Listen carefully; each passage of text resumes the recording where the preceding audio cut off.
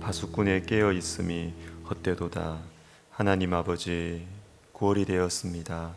그리고 가을로 들어갑니다. 저마다 추수의 계절이라 하지만 주님, 우리의 인생 가운데 많은 열매가 있을지 주님 자신할 수가 없습니다. 주님께서 우리의 집과 우리의 성을 지키시고 세워 주시옵소서. 하나님, 우리는 앞을 볼 수 없는 한계가 많은 피조물입니다. 주님, 우리의 삶을 주님 앞에 내어드립니다. 주님, 우리의 눈에는 잘 되든 또는 못 되는 것이든 주님 손에 맡겨드리는 이 지혜로운 선택, 가장 안전한 선택을 하고 우리가 믿음으로 주님을 신뢰함으로 의지함으로 살아가는 9월 그리고 이 가을이 되게 하여 주옵소서. 주님의 말씀을 오늘 이 새벽에 주님 우리의 심령에 분명하게 새겨주셔서 그 말씀이 우리의 삶을 이끌어가고 지키시는 성령의 역사를 허락하여 주옵소서. 예수님의 이름으로 기도드립니다. 아멘. 다니엘 1장 1절과 2절을 보겠습니다. 구약 성경 1231면 정도가 되겠습니다. 다니엘 1장 1절과 2절입니다.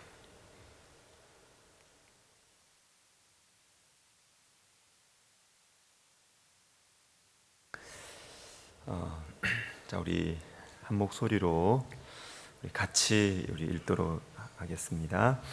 유다 왕 여호야김이 다스린 지 3년이 되는 해에 바벨론 왕 느부갓네살이 예루살렘에 이르러 성을 에워쌌더니 주께서 유다 왕 여호야김과 하나님의 전 그릇 얼마를 그의 손에 넘기심에 그가 그것을 가지고 시날 땅 자기 신들의 신전에 가져다가 그 신들의 보물 창고에 두었더라.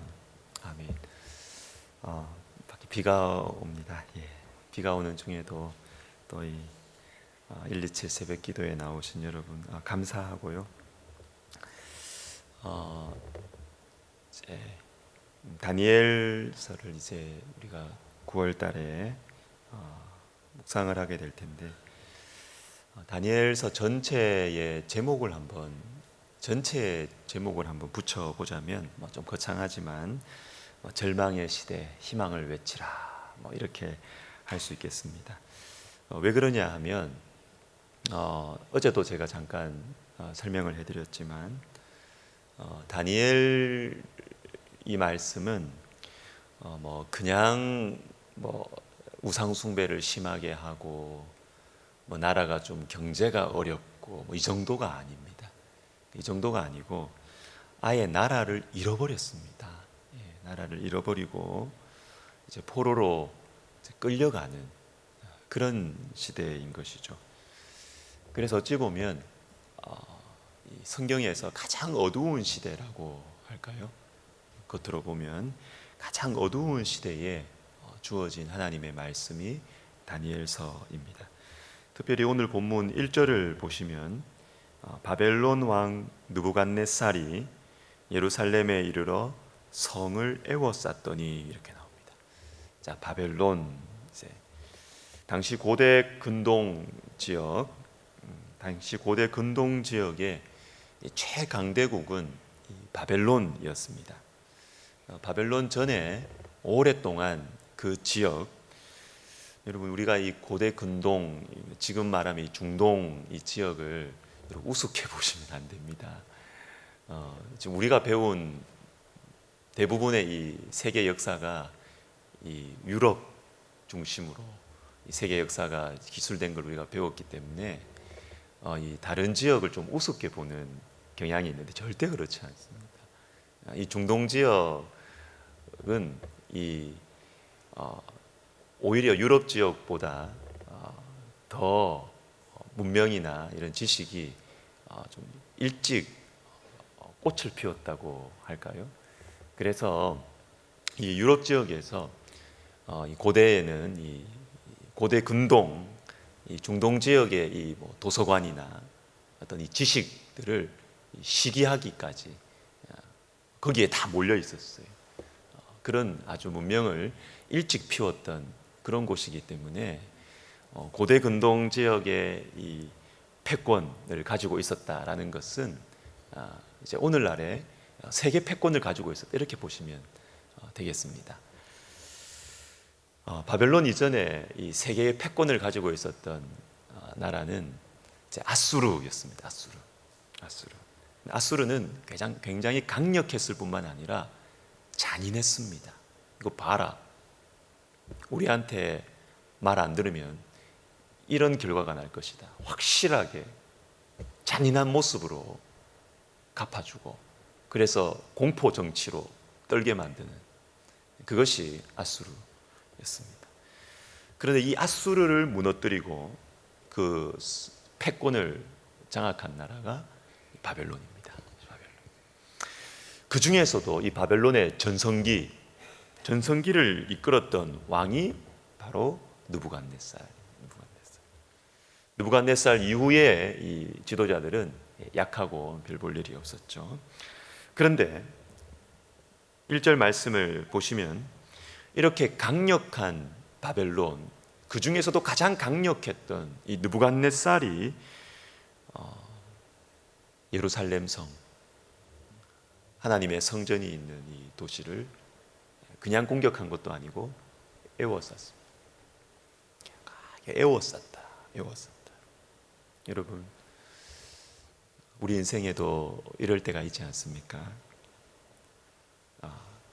문제가 보통 문제가 아니에요. 내가 풀 수 없는 상대입니다. 느부갓네살이, 바벨론이 내 인생을 이렇게 에워싼 것 같은 그런 때가 있지 않습니까? 사방이 꽉 막혀가지고 길이 안 보이는 거예요. 상대가 안 되는 거예요. 내 영혼을, 내 인생을 그냥 에워싸고 있어요.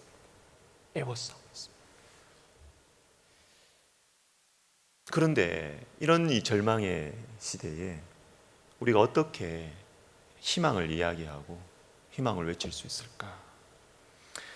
저는 2절을 좀 집중해 보기를 원하는데요. 2절을 보시면 주께서 유다 왕 여호야김과 하나님의 전 그릇 얼마를 그의 손에 넘기시매. 자, 여러분, 하나님의 전 그릇, 이걸 보셔야 되겠습니다. 하나님의 전 그릇. 자, 이거를 느부갓네살에게 넘겼다. 요거를 여러분, 이 말씀을 보시면서 그냥 뭐 성전에 있는 보물들을 그냥 이렇게 넘겼구나, 이렇게 보시면 안 되고요. 하나님의 전 그릇이라고 성경은 딱 집어서 이야기하고 있습니다. 하나님의 전 그릇, 성전이죠. 이 성전이 무너졌다는 것입니다. 이 성전에 있는 그릇을 느부갓네살에게 넘겼다. 이 말은 여러분, 이 성전이 무엇이냐? 성전은 하나님 백성의 삶의 이유입니다. 정체성입니다. 왜요? 성전은 하나님과 하나님 백성이 만나는 장소입니다. 구약시대에서는 하나님과 하나님 백성의 관계입니다. 이것이 우리가 살아가는 목적이고 이유이고 정체성입니다. 이게 마음속으로 아멘 하시는 바랍니다.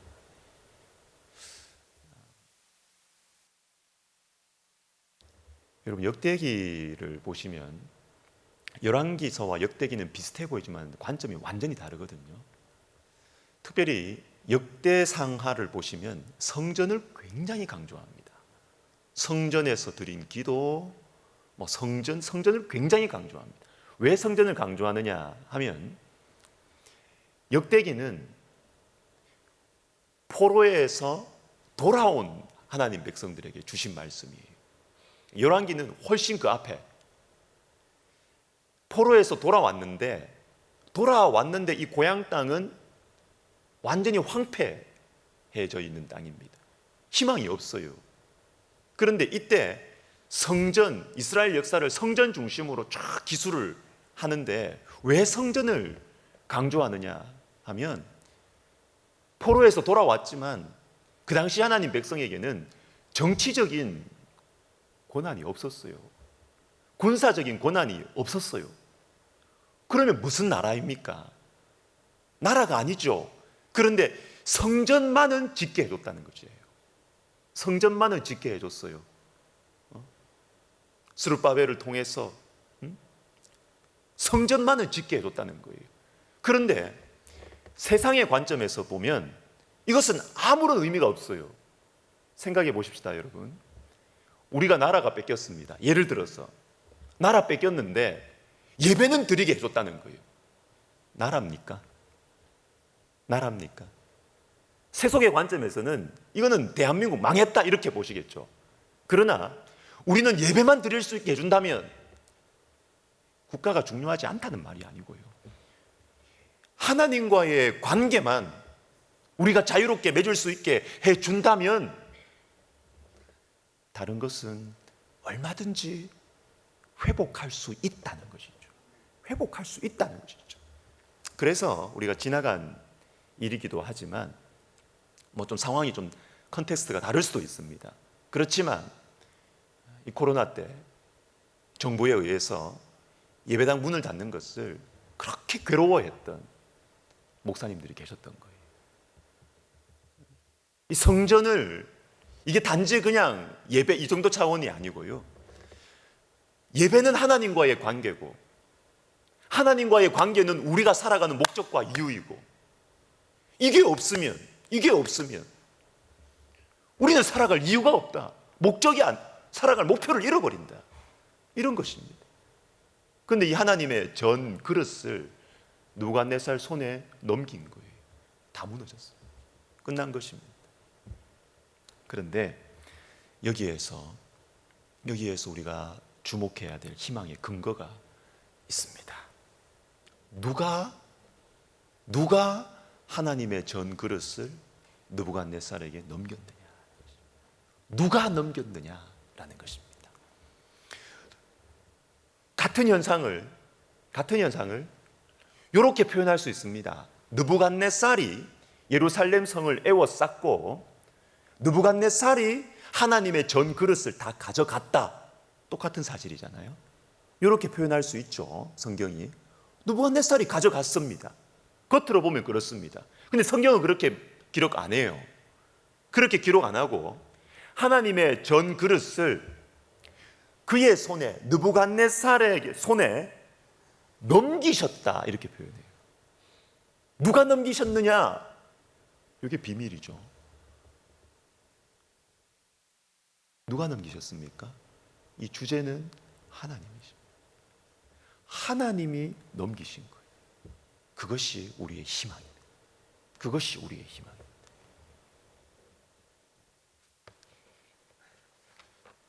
창세기 22장 아브라함이 이 사랑하는 독자 네 아들 이삭을 바치는 말씀이 있습니다. 아브라함에게 있어서 이삭은 전부였습니다. 아브라함이 이 노년에 살아가야 하는 이유였습니다. 목적이었습니다. 이삭 때문에 힘이 없어도 마음이 아파도 버티고 살아가는 거예요. 이삭 때문에 전부였습니다. 그런데 이것을 하나님께 내드려요. 내드립니다. 왜 내드릴까요? 왜 내드릴까요? 이유 하나입니다. 하나님이 달라고 하셨기 때문에. 내가 믿음의 조상이기 때문에 내드려야지. 이거 아닙니다. 내가 이렇게 경건하기 때문에 이 정도는 해야지. 아닙니다. 내가 이렇게 의롭기 때문에, 내가 이렇게 정의롭기 때문에 이 정도는 해야지. 사람들 보는 눈이 있는데 이 정도는 해야지. 아닙니다. 그건 신앙이 아닙니다. 그걸 자기의라고 하는 거예요. 내가 가지고 있는 기준, 내가 가지고 있는 위치에 따른 이 정도는 해야지. 사람들이 날 어떻게 보는데 이건 신앙이 아닙니다. 여러분 죄송하지만 그건 자기의로 되는 거예요. 나중에 다 자기의예요. 신앙이 뭐냐? 내 기준이 무너져도, 내가 이때까지 쌓아왔던 사람들의 어떤 신뢰와 인간관계, 이런 게 무너진다 하더라도 하나님께서 너 부끄러움 당해. 그러면 하나님의 전 그릇을, 사랑하는 독자 아들을 하나님께 드리는 것이, 내 인생이 다 무너지는 것 같아도 하나님이 달라고 하셨기 때문에 하나님 한 분만 바라보고, 요거 하나죠. 하나님께는 다 생각이 있겠구나. 요거 붙들고 순종하는 게 신앙이에요. 이거 붙들고 하나님께는 다 생각이 있으십니다. 하나님께.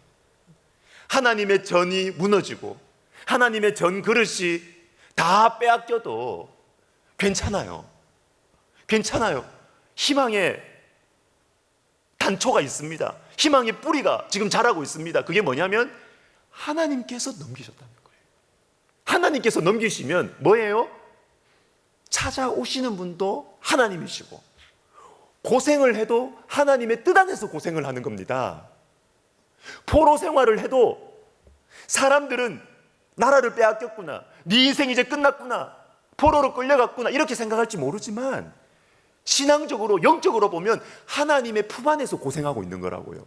하나님 품 안에서 수치를 당하고 있는 것입니다. 그러면 아무 문제 없습니다. 아무 문제 없어요.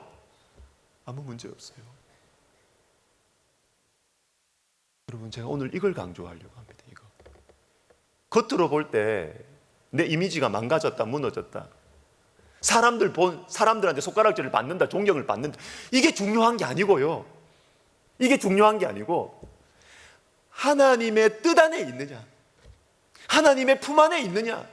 고생을 해도 하나님의 뜻 안에 있으면 그 사람은 안전해요.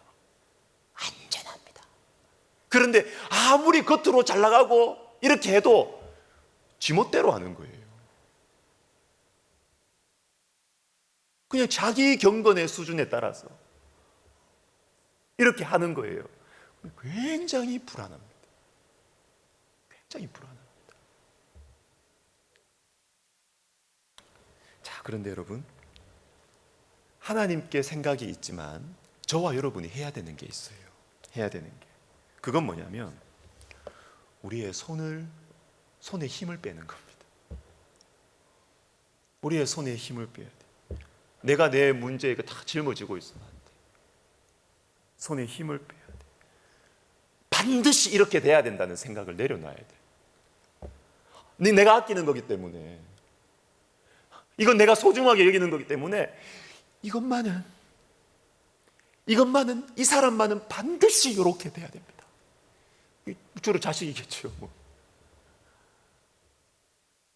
내가 아끼는 것, 하나님의 전 그릇만은 내 생각대로 절대로 뺏기면 안 됩니다. 이건 이렇게 돼야 됩니다. 이걸 내려놔야 돼요. 그게 하나님이 되면 안 된다고요. 그게 우상숭배라고요. 하나님께 내려놔야 돼요. 반드시 그렇게 돼야 되는 게 어디 있어요? 이삭도 주님이 달라고 하시는데 이걸 내려놓는 것입니다. 그런데 여러분, 이 마음은 우리 힘으로 할 수 없고 기도 외에는 이것을 할 수가 없습니다. 그 대표적인 예가 이 다니엘 6장의 사자굴 앞에서의 다니엘의 모습입니다. 우리 같이 한번 6장 10절 유명한 말씀이죠. 우리 같이 한번 읽어보겠습니다. 시작. 다니엘이 이 조서에 왕의 도장이 찍힌 것을 알고도 자기 집에 돌아가서는 윗방에 올라가 예루살렘으로 향한 창문을 열고 전에 하던 대로 하루 3번씩 무릎을 꿇고 기도하며 그의 하나님께 감사하였더라. 아멘. 앞이 깜깜하지 않겠습니까, 다니엘이? 이제 기도하러 가면 죽어요. 기도하러 가면 죽어요. 얼마나 무서웠겠습니까? 애워싸고 있는 거죠. 애워싸. 도망칠 길이 없는 것입니다. 도망칠 길이 없는 거죠. 그런데 다니엘의 마음속에 하나님의 목소리가 들린 것이죠. 하나님께서 주신 마음의 확신과 평안이 있습니다. 그래서 기도하러 갑니다. 정해진 대로 하루 3번씩 기도하러 갑니다. 1번 기도하고 2번, 3번 이렇게 기도하면서 마음에 두려움이 이만했었는데요, 1번 갔다 오니까 두려움이 요만해졌어요. 3번째 갔다 오니까 두려움이 요만해졌어요.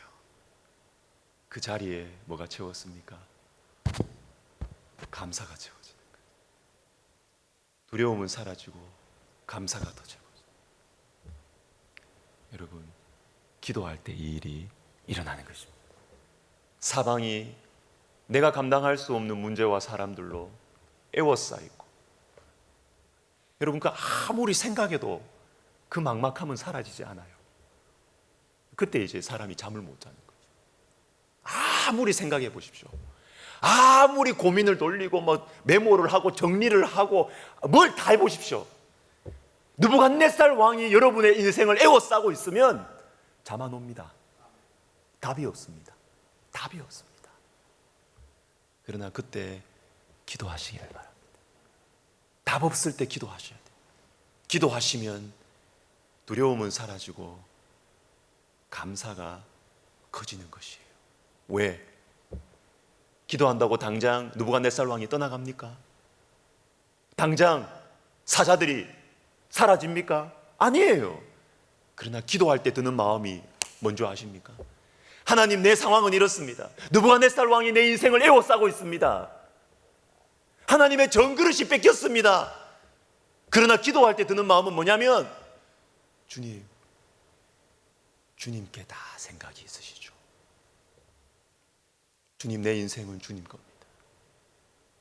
망하는 것처럼 보여도 망하는 내 인생도 주님의 손에 있으면 저는 오케이, 할렐루야, 주님께 다 생각이 있는 줄로 믿습니다.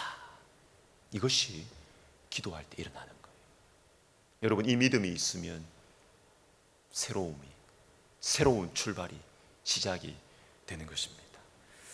사랑하는 성도 여러분, 너무나 여러분들이 아끼는 것이 있습니까? 이것만은 놓칠 수 없는 것이 있습니까? 주님께 내드리십시다. 우리의 삶을 주님 앞에 내드리면 답이 보이지 않아도 이렇게 될 것이다라는 확신 때문에 내놓는 거 아니고요, 주님 맘대로 하세요. 내드릴 때 우리 주님께서 우리에게 새로운 길을 우리에게 보여주실 것입니다. 할렐루야, 아멘. 찬양 하나 하고 기도했으면 좋겠는데요. 주님 손에 맡겨드리리 나의 삶 주님께. 주님 손이 나의 삶 붙드네 나 주의 것 영원히. 여러분, 맡겨드려도 괜찮습니다. 왜? 그분은 우리를 사랑하십니다. 주님은 우리를 사랑하십니다. 우리를 가장 사랑하십니다. 누구보다 우리를 사랑하십니다. 주님께 맡겨드릴 때 우리의 인생이 가장 안전할 것입니다. 우리의 인생은 든든할 것입니다. 우리 찬양합시다. 주님 손에 맡겨드리리 나의 삶 주님께. 주님 손이 나의 삶 붙드네 나 주의 것 영원히. 내가 믿는 분, 내가 믿는 분 예수, 내가 속한 분 예수, 삶의 이유 되시네 내 노래 되시네 전심으로.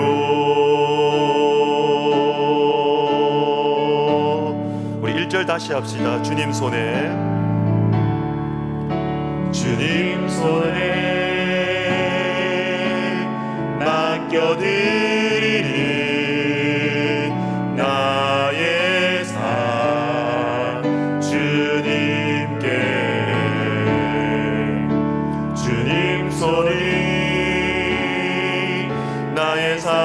모든 해 나 주의 것 영원히. 내가 믿는 분 예수, 내가 믿는 분 예수, 내가 속한 분 예수, 삶의 이유 되시네. 내 노래대 내가 믿는 분 예수, 내가 믿는 분 예수, 내가 속한 분 예수, 삶의 이유 되시네. 내 노래 되시네.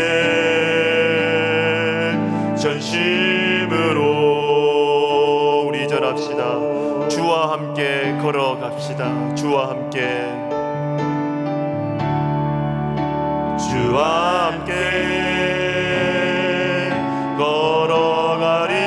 걸어가리라. 모든 길을 주실래. 주 뜻 안에 나 살아가리. 주의 약속은 영원해. 내가 믿는 분 예수, 내가 속한 분 예수, 삶의 이유 되시네. 내 노래 되시. 내가 믿는 분, 내가 믿는 분 예수, 내가 속한 분 예수, 삶의 이유 되시네. 내 노래 되시네.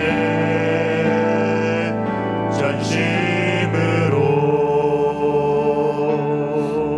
여러분, 우리 같이 기도해요. 참 이 가사가 너무 좋네요.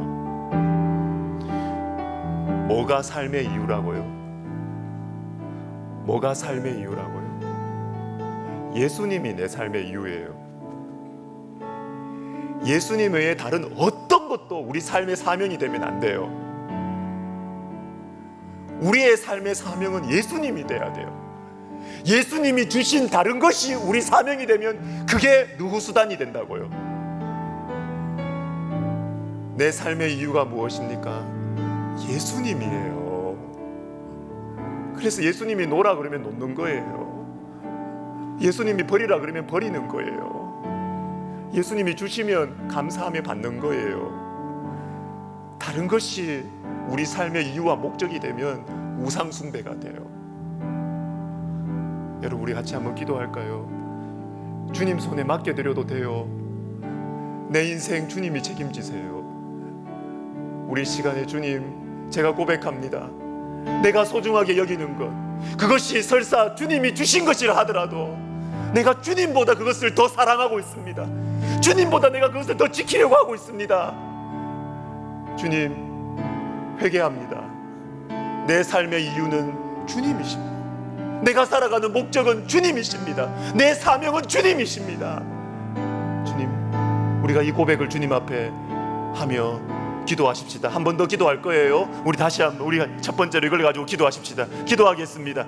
주여, 주여 도와주시옵소서.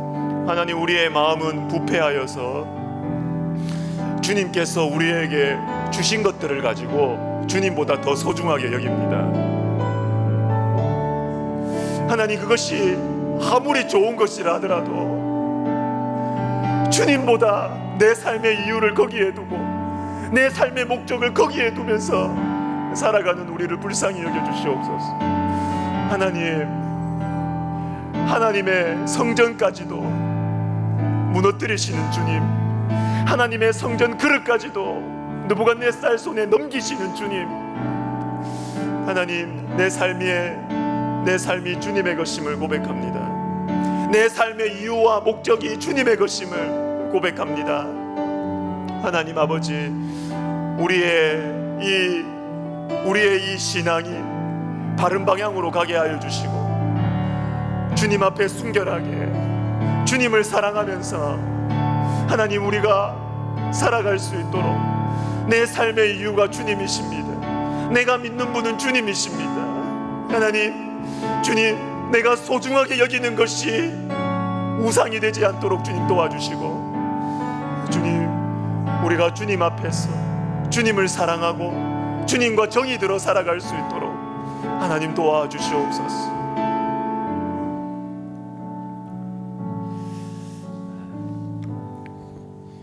여러분, 이 마음은 쉽지 않아요. 왜요? 우리 눈에 보이는 건 느부갓네살이거든요. 우리 눈에 보이는 거는 사람들의 부끄러움이고 평가거든요. 여러분, 눈을 감으셔야 돼요. 눈을 감으셔야 주님이 보입니다. 기도 시간의 축복이 뭔지 아십니까?